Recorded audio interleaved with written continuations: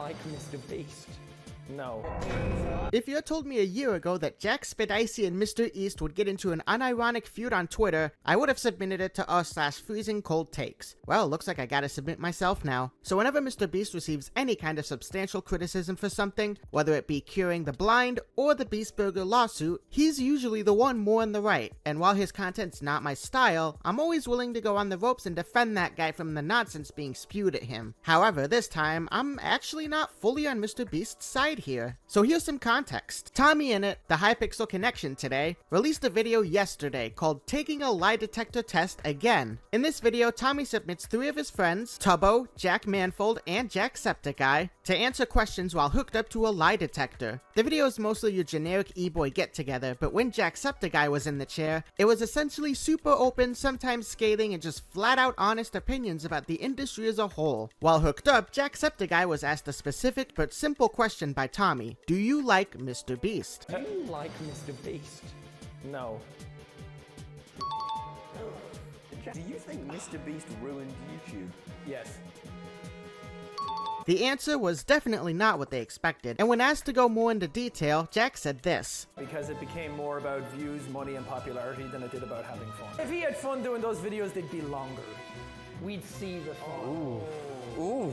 Tommy kept the clip in and uploaded the video, meaning he either thought it was okay enough to post, or Jack gave the okay for it to be uploaded for people to see. So there's that. Now, do I think Jack worded his reasoning in a strange way? Yes. Do I think this is something one who knows and has collabed with MrBeast on numerous occasions should say on a public video? Probably not. You probably don't want to really do that. Do I think Jack has the experience and knowledge to be able to confidently comment on other YouTubers regarding the system and how things work nowadays? Absolutely. He's one of the top guys out there. At the end of the day though, it's simply an opinion, and the YouTube comments seem to pay no real mind to it, until the clip in question was posted on... Twitter. I told you guys, this platform is the worst. MrBeast saw this clip, posted by someone else by the way, on his feed, and sent out a 3-paragraph response to the clip in question, berating Jack for his answer and reasoning, and expressing disappointment at what he saw. The tweet then went on to be used as claims that MrBeast put Jack in his place, or that it was a massive MrBeast W, or that MrBeast cooked Jack. This tweet did none of those things. MrBeast chose the absolute worst way to go about responding to this clip.